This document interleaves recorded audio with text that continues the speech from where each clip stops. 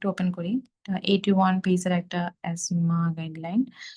আচ্ছা, এটা হচ্ছে অ্যাকিউট অ্যাজমা। আমরা অ্যাকিউট অ্যাজমা এখন পড়বো? না, আমরা আগে রেগুলারটা পড়ে নিই।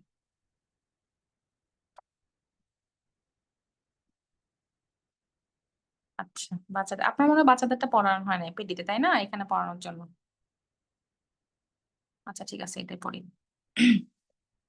আচ্ছা, তাহলে হচ্ছে আমাদেরকে ১ম এ ইনিশিয়াল ম্যানেজমেন্ট আমরা কিভাবে করব? পেশেন্টকে তো আমরা ১ম এ অ্যাসেস করব, তাই না? Life threatening acute asthma in adult and children এগুলোকে আমাদেরকে আগে কিভাবে ম্যানেজ করব? ১ম আমরা সিভিয়ারিটি অ্যাসেস করব যে পেশেন্ট কোন স্টেজে আছে। ও কি সিভিয়ার নাকি হচ্ছে মডারেট নাকি হচ্ছে মাইল্ড? কোন সিম্পটম পেশেন্টের আছে? এখন দেখেন সিভিয়ারিটি অ্যাসেস করার জন্য আমাদের কতগুলো লাইফ থ্রেটেনিং এর জন্য কি দেখবো আমরা? একটা পেশেন্ট যখন ড্রাউজি হয়ে যাবে, কোলাপস করবে, এক্সহস্টেড থাকবে, সায়ানোজ থাকবে, poor respiratory effort, oxygen saturation 90 এর কম, ব্রেথ সাউন্ড সফট অথবা অ্যাবসেন্ট থাকবে। তখন আমরা ভাববো যে এটা লাইফ থ্রেটেনিং। দেখেন যখন একটা পেশেন্ট তো সহজে অ্যাজমা যন্ত্র ১ম এই সে ড্রাউজি হয়ে যাবে না। তো আপনি যখন ড্রাউজি, সায়ানোসিস, স্যাচুরেশন কম, হ্যাঁ? আপনি যখন এগুলো দেখবেন তখন আপনি ভাববেন যে এটা একটা লাইফ থ্রেটেনিং অ্যাজমা। তো এই ফিচার গুলো মনে রাখবেন। আপনাকে এভাবে করে বলবে না যে কোনটা ফিচার, বাট আপনাকে এরকম বলবে যে a patient come to you with respiratory distress, you find that his or her oxygen saturation is below 90%, and he's also drowsy. So what is your next plan? ওকে? তো এইভাবে আপনাকে কোয়েশ্চেনটা করবে। সো আপনি যদি না জানেন যে সে ড্রাউজি মানে লাইফ থ্রেটেনিং অ্যাজমা, স্যাচুরেশন কম মানে হচ্ছে লাইফ থ্রেটেনিং অ্যাজমা, তাহলে আপনি পেশেন্টকে ম্যানেজমেন্ট দিতে পারবেন না পারফেক্টলি। আপনি বুঝতে পারবেন না এটা কি লাইফ থ্রেটেনিং নাকি হচ্ছে এটা মানে কি বলে মানে নরমাল অ্যাজমা। ঠিক আছে? আচ্ছা। এবার দেখেন আ আমরা এর পরের স্টেপ আমরা কি করব? আমরা তো অ্যাসেস করে ফেললাম যে এটা হচ্ছে লাইফ থ্রেটেনিং অ্যাজমা। তখন আমরা consider anaphylaxis and manage if suspected. কোন অ্যানাফাইল্যাক্সিস আছে কিনা আমরা হিস্ট্রি নিব। নিয়ে আমরা সেটা ম্যানেজ করার চেষ্টা করব। আচ্ছা, consider adrenaline if patient is unresponsive, can not inhale bronchodilator and is considered to be periarrest. তাহলে আমরা পেশেন্টকে অ্যাড্রিনালিন দিব। তাহলে যদি আপনি জানেন যে অ্যানাফাইল্যাক্সিস হইছে, আপনি তো অ্যাড্রিনালিন দিয়েই দিবেন, তাই না? আর যদি জানেন যে সেই পেশেন্টটা রেসপন্স করছে না, ব্রঙ্কোডাইলেটরও সে নিতে পারছে না। তাকে তো মিনিমাম ব্রঙ্কোডাইলেটরটা নিতে হবে। সে নিতেও পারছে না। তখন আপনি তাকে অ্যাড্রিনালিন দিবেন। আচ্ছা, এবার হচ্ছে আমরা আর কি দিব? আমরা তো জানি পেশেন্টকে আমরা সালবুটামল দিব ম্যানেজ করার জন্য। তো আমাদের দেখেন এখানে এই গাইডলাইনটাতে কি হয়? আপডেটেডটাতে ওরা সবগুলো আলাদা করে দিয়েছে। আপনার মানে ডিফারেনশিয়েট করতে একটু কষ্ট হয়। এখানে আবার ওরা খুব সুন্দর করে একসাথে দিয়ে দিয়েছে। দেখেন বাচ্চাদের ১ থেকে ৫ বছরে আপনি কি করবেন, ৬ থেকে ১১ বছর কি করবেন, অ্যাডাল্ট থেকে কি করবেন। মানে ১১ বছর পরেই হচ্ছে অ্যাডাল্ট, অ্যাডোলেসেন্ট, ঠিক আছে? তো তাদেরকে আপনি কি করবেন? দেখেন এখানে আপনি ১ম এ সালবুটামলটা নেবুলাইজেশন দিবেন। এখানেও সালবুটামলটা আপনি নেবুলাইজেশন দিবেন। এখানেও সালবুটামলটা আপনি নেবুলাইজেশন দিবেন। কিন্তু এখানে ডোজটা একটু কম 2.5 মিলিগ্রাম দিবেন। আর এটাতে হচ্ছে 5 মিলিগ্রাম, 5 মিলিগ্রাম দিবেন। ইপ্রাটোপিয়াম ব্রোমাইড আপনি হচ্ছে এড করবেন 250, এখানে 500, এখানে 500, ঠিক আছে? এবার অক্সিজেন যদি আপনার ট্রাই করবেন 95 অথবা তার বেশি মেইনটেইন করার জন্য অক্সিজেন স্যাচুরেশনটা। আর আপনি অক্সিজেন দিতে পারেন টু ড্রাইভ নেবুলাইজার। হ্যাঁ? আর মেইনটেইন করার চেষ্টা করবেন স্যাচুরেশন হচ্ছে 95 অথবা তার বেশি। এখানেও সেম অক্সিজেন আপনি দিতে পারেন নেবুলাইজারটাকে ড্রাইভ করার জন্য। আর সাথে হচ্ছে আর অ্যাডাল্টদেরকে আপনি কি করবেন? অ্যাডাল্টদের আপনি হচ্ছে এখানেও চেষ্টা করবেন 95 তার বেশি রাখার জন্য। বাট আপনার টার্গেট থাকবে 93 থেকে 95 পর্যন্ত। ঠিক আছে?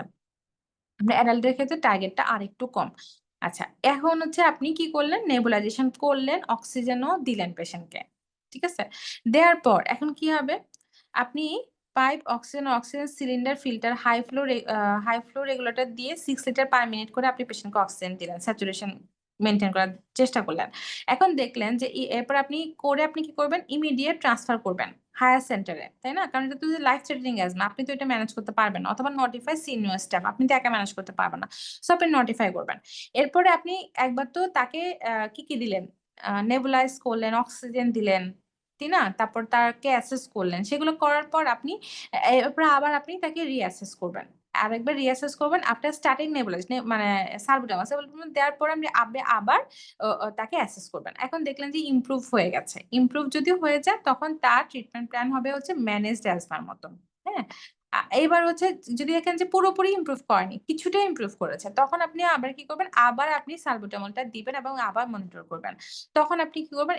এই পর্যায়ে আপনি হচ্ছে পেশেন্টকে, যদি পেশেন্ট দেখেন যে তারপরেও পেশেন্ট ইমপ্রুভ করছে না, তখন আপনি পেশেন্টকে ম্যাগনেসিয়াম সালফেট আইভি দিবেন। হ্যাঁ?